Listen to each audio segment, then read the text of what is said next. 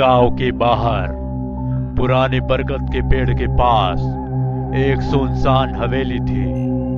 कहते हैं वहां कोई इंसान नहीं रहता, बल्कि रहता है एक पिशाच। जिसने भी रात में उस हवेली के पास जाने की हिम्मत की, वो कभी लौटकर वापस नहीं आया। रवि एक निडर युवक इन कहानियों पर यकीन नहीं करता था। उसने अपने दोस्तों के सामने शर्त लगाई कि वह उस हवेली में जाकर आएगा और साबित करेगा ये सब सिर्फ अंधविश्वास है। लेकिन उसकी ये जिज्ञासा एक भयानक खौफनाक सच में बदलने वाली थी, क्योंकि वह इस कहानी को हल्के में ले रहा था।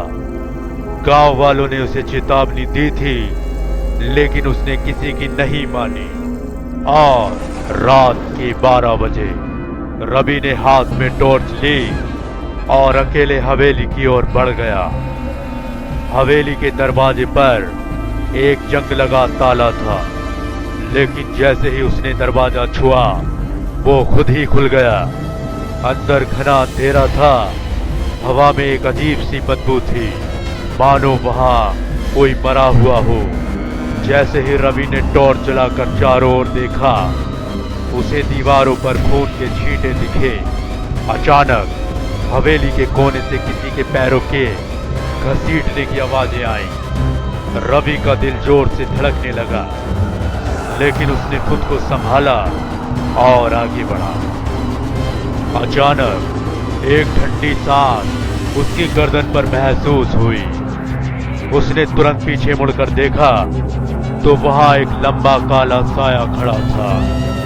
उसकी आंखें लाल थीं और उसके नुकीले दांतों से खून टपक रहा था। रवि ने कांपते हुए पूछा, कौन हो तुम?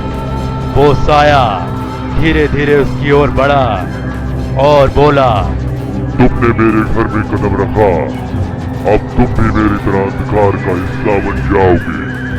रवि ने डर और खौफ के साथ भागने की कोशिश की, लेकिन उसके पैर जैसे जमीन में जकड़ गए थे। पिशाच ने अपनी लंबी हड्डियों जैसी उंगलियां रवि की गर्दन पर रखी। अचानक हवेली में चीखों की गूंज सुनाई दी और अंधेरा छा गया।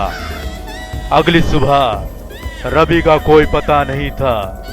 गांव वालों ने देखा कि हवेली के दरवाजे पर ताजा खून के निशान थे।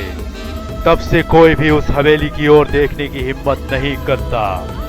आज भी वहां से रवि की चीखें सुनाई देती हैं।